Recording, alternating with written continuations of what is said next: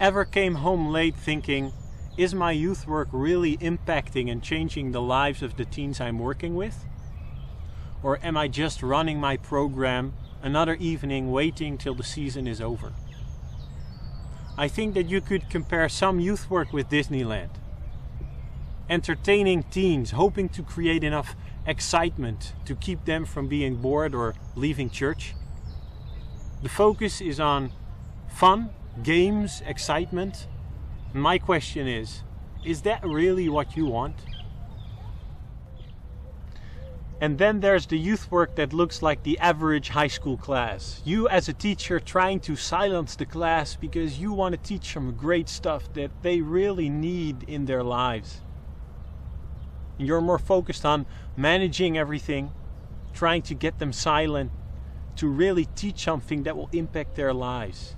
But eventually I think that the question is just the same.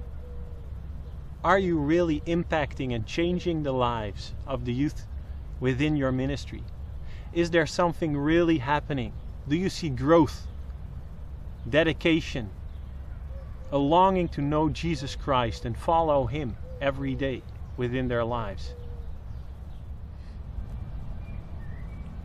What if your youth work would be more like a challenging football training, where there is energy, training, coaching, sweat, responsibility amongst the teens, growth in skill, character, social accountability, teens who become a team for a mission?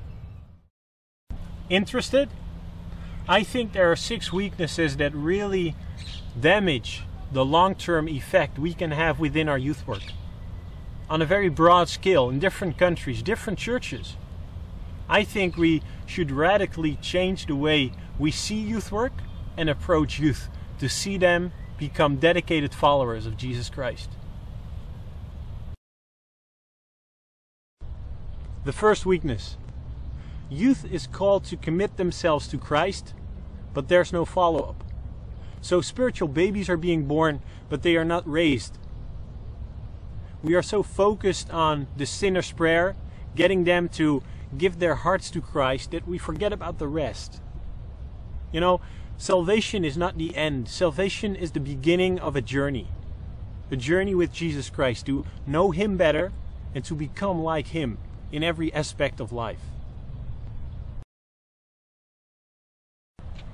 There is a lot of attention for the big crowds, but too little attention for the teenager as individual, where he is in his relationship with Jesus Christ. Question: why do we think we have success or we are being blessed if our youth work is big? Well, I think because, everything that is being taught in our culture is bigger is better. If your youth work is big, you must be blessed. I would say, don't sacrifice depth for width. If your goal as a youth leader and your only goal would be to grow from 15 to 50, I think your goals are very shallow.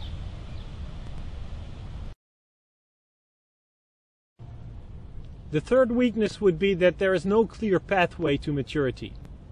So if I meet youth leaders, I would ask them 3 questions. The first would be, what is your goal in your youth work this year, this season?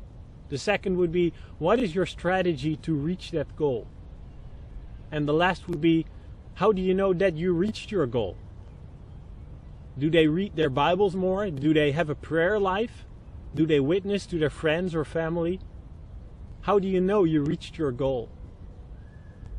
Imagine one of your youngsters accepting Jesus Christ during the next teen event.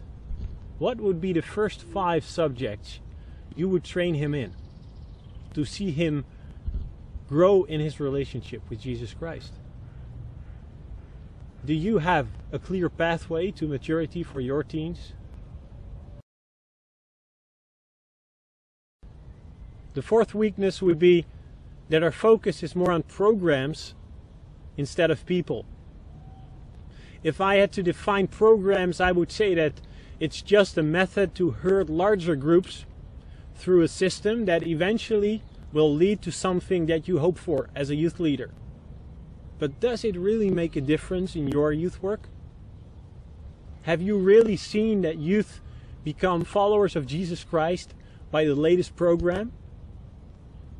I think that the wrong question is, our latest method doesn't work anymore. Can we think of a new way that will attract our youth? The right question would be, what can we learn from the fact that the latest program doesn't attract youth any longer than 6 months or 1 season? Paul said, "Follow me as I follow Christ." So youth is seeking for people who they can follow. Are you willing to be an example for your youth, so that your teenage ministry is not about the latest program, but that you can say, just as Paul is saying, "Follow me as I follow Christ"? In that way, your focus should be on the relational aspect instead of the programmatic approach of teenage ministry and discipleship. The fifth weakness would be that you as a leader have been diverted from your call to equip. So what a lot of leaders do is that they run the program, they do their thing, they organize events and all different kinds of things that are going on within the youth work, but they have been diverted from their call to equip. As Ephesians 4 said, that we are called to prepare God's people for works of service. So that would mean that you are called to train your youngsters, to train your teens in such a way that they will do the works of service outside the church, in their schools, in their classes, amongst their friends. You could think of the football coach who is really training and equipping the guys who are in his team to win. The sixth and last weakness would be that I think that we reduce the Christian life to benefits from Jesus rather than being a student of Jesus, also in our teenage ministries. So the Western definition of freedom would be, I do what I want whenever I want to do it, and nobody tells me otherwise. Whereas we would take the words of Jesus very seriously, he is saying, if you want to follow me, you have to deny yourself, take up your cross, and follow me. So then it's not more about you, it's about Jesus Christ. When we make our teenage ministry a ministry where it's all about being a consumer, taking everything you want instead of becoming like Jesus Christ, I think we don't take our teenagers seriously. There is not enough challenge for them to change, because we just want to keep them where they are, not to leave church, keep them within the youth ministry, not being too harsh about following Jesus Christ, because we are too afraid that they will leave the ministry. But eventually, we don't give them the right message. We don't say, Christianity is all about following and becoming like Jesus Christ. Not more about you, but about Him in you. I hope that your ministry will be much more focused on the way Jesus approaches Christian life than just having a funny time together, blessing your teenagers without challenging them to really get the Christian life that Jesus promises us. A life that is totally committed to Jesus.